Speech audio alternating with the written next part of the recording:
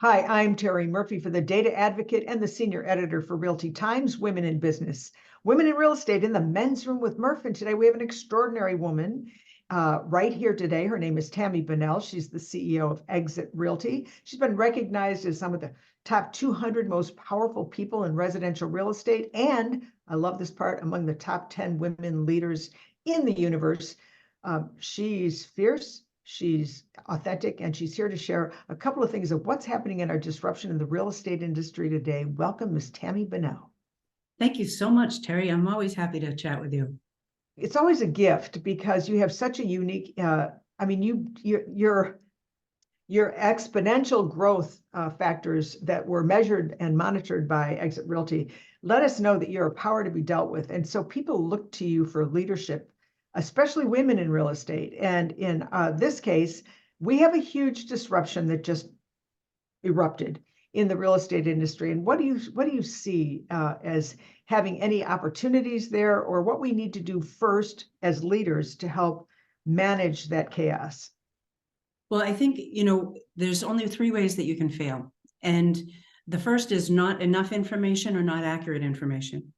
And so a lot of people are getting misinformation right now. And so it's really important for them to go to the resources that are accurate for that information, and to share the information that works, and to keep pointing the people away from social media, keep pointing them away from everything that's just opinion-based, so that they're not sitting there with a fear factor. Because the second way that we fail is limiting beliefs.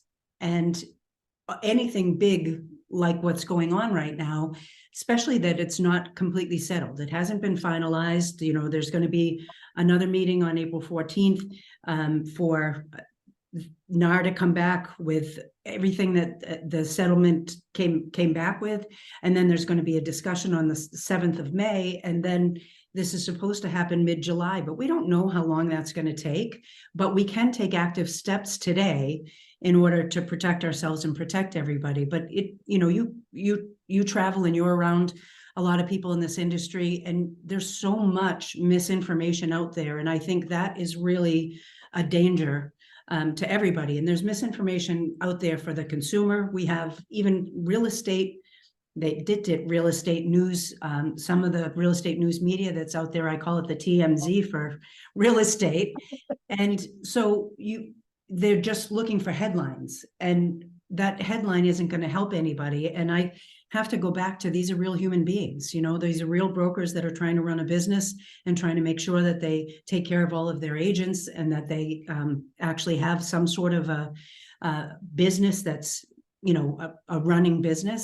And then we have agents that are trying to operate a business that need to have that running business. And then we have consumers that are real people with real moving vans and real lives that they move because of their circumstances. That's always what happens. And yet there's not so much of the human element that's been put in this. It's been about follow the money. And where was that money opportunity? And so, a big question out there, is this really in the best interest of the consumer? Yeah. So one of the things that happens in any industry is growth, and then the adaptability of that growth to the consumer. And clearly there had to be some clarity, and that's what this has been about. It's not been about, I don't think, being disingenuous. I don't. I just think it was just part of the casualties of growing and growing fast, and so many splinterings of like information or misinformation that have happened. And when you have a really fast market, having been through some of the slowest markets on the planet, when interest rates were nuts, I can just tell you that it was coming and we knew it. I don't know that we were as prepared for it as we can, but the good news is, with every disruption, there's always an opportunity. And I see a lot of opportunity here for growth. What do you see coming forth, going forward, as being a leader in the real estate industry?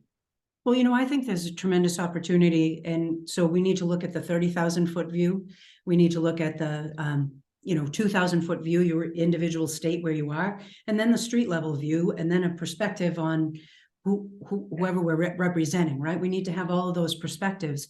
But this is a great opportunity for us to really be able to pull together and collaborate. And honestly, every state, for financial reasons, They all have different licensing requirements to get your real estate license and for continuing education, and all of them are different. This would be a great opportunity to make that more uniform, so that there would be a whole different level of respect for the industry as a whole, that everyone was collaborating and everyone was working together as a team, and everyone set a standard. That, if I could wave a magic wand, that would be my perfect world, that we would be able to really make sure that that education was consistent all the way across, right? Yeah, having been a CE instructor in all, 27, 30 states over the years, there is such not inconsistency, let's just put it that way. And I think you're absolutely brilliant to point out the fact that real estate is still a hyper-local event. And even though that, there's the national, and then there's the state, and then there's the individuals, at the end of the day, it's a very hyper-local event. And boots on the ground are never going to be replaced, because we know, because we live there or we work there, what's really happening. So that, to me, is one of the value propositions an agent's going to have to come up with. Definitely skill advancement. And I don't mean lip service. I mean knowing what's going on down to the data that supports that confidence and that leadership. And then the third thing is mindset. I mean, this is not a hobby.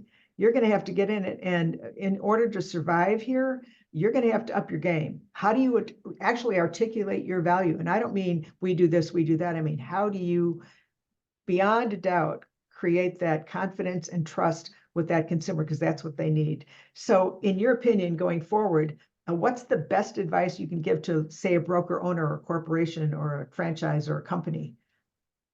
Well, I think that everyone should take advantage of the ABR designation. It's being provided for free from the National Association of Realtors, so that they have accredited buyer representation. I think that makes really good sense. It's free. It's an olive branch, so that that will be one more thing that will raise that impression of things being more uniform. But I've always believed this: you can't disrupt skill set, and you can't disrupt personalization. Ooh. So the more personalized this is for the individual, communication isn't communication unless it's personal. Connection isn't connection unless it's personal. And everyone is moving because of different circumstances. So if we're not really aware of that, and we're not paying attention, there's so much data out there, it's not even funny. 54% of first-time homebuyers last year needed some sort of help with down payment assistance. And that doesn't mean that they went to a public entity. It could have been parents or grandparents, but that's an awful lot of people that are in need of that type of help. If we go back in towards the pandemic, when it was literally controlled chaos or just sheer chaos, and people were moving because of emotion, and it was run by emotion. It was palpable. You could feel it absolutely everywhere. More than 50% of first-time home buyers have buyer's remorse that bought during the pandemic. And more than a third of baby boomers have buyer's remorse from buying during the pandemic, because they were emotional, right? All of a sudden they just determined they don't like the sound of crickets. And that they need to move a little bit more back into a city, or whatever the circumstances are. But they waived home inspections, they waived appraisals, they let things that are the normal, ordinary course of business, so that you know that you're going to get a return on investment and you really know what you're buying. That person needs to be that grounding source for you. That agent needs to be that grounding source for you.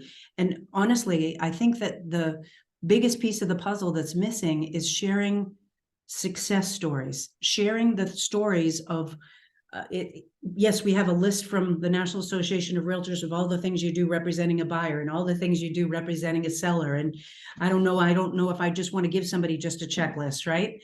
But when you can share and talk to them personally about how this impacts me, how does this affect me, my life, my family, my job, my business, my retirement, whatever it is that's a priority for them, and you can really show them, translate it into making this really relatable. We're all emotional when we purchase a home, especially something we're going to live in. I will still have representation for forever, because you're not thinking as clearly as you would in other circumstances. And there are things that you could absolutely miss. There's no question about it. But someone else really being inquisitive and asking the right effective questions and really personalizing it to you, to what it is that you're looking for out of this, and what it is you want and where your concerns are, so that you really feel like everything is covered.